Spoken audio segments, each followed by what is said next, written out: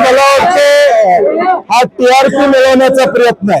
ज्या संचालिका खाली आज आंदोलन करतात त्या 70% बोर्ड मिटिंगला आलेले नाहीत, काल चेअरमॅनांनी सांगितलं, नंतर येऊन सहाय्य करतात।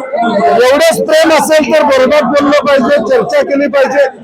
सर्वसाधारण सभेच्या माध्यमातून फक्त प्रसिद्धी मिळवायची आणि दुःख हे गोकुळच्या सभासदांच्या विषयासाठी ते आलेले नाहीत, त्यांचा टँकरचा व्यवसाय बंद झाला त्याचं दुःख खरं त्यांना आहे, त्या दुःखापोटी त्यांचं आंदोलन त्या ठिकाणी सुरू आहे। मला वाटतं हे आता मुश्रीफ साहेब म्हणलं तसं राज्य शासनानं धोरण स्वीकारलं की पशुवैद्यकीय महाविद्यालय चालू झाली पाहिजे आणि म्हणून गोकुळने आता ठराव केलाय की शासनानं मदत केली तर शेतकऱ्यांच्या मुलांसाठी चालू करायचं। कुठल्याही संस्थेला देण्याचा प्रश्न येत नाही, कुठलीही संस्था चालवायला घेण्याचा प्रश्न या ठिकाणी येत नाही, फक्त खोटं बोलायचं।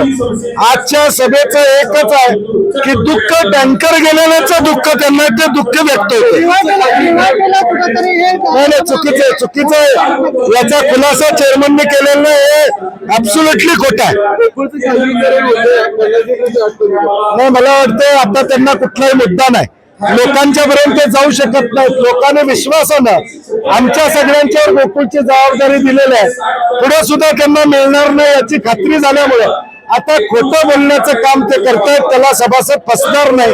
आम्ही जे उपक्रम राबवलेले आहेत, शेतकरी विमुख उपक्रम राबवलेले आहेत, त्याला प्रतिसाद सभासद निश्चितपणे या ठिकाणी देईल।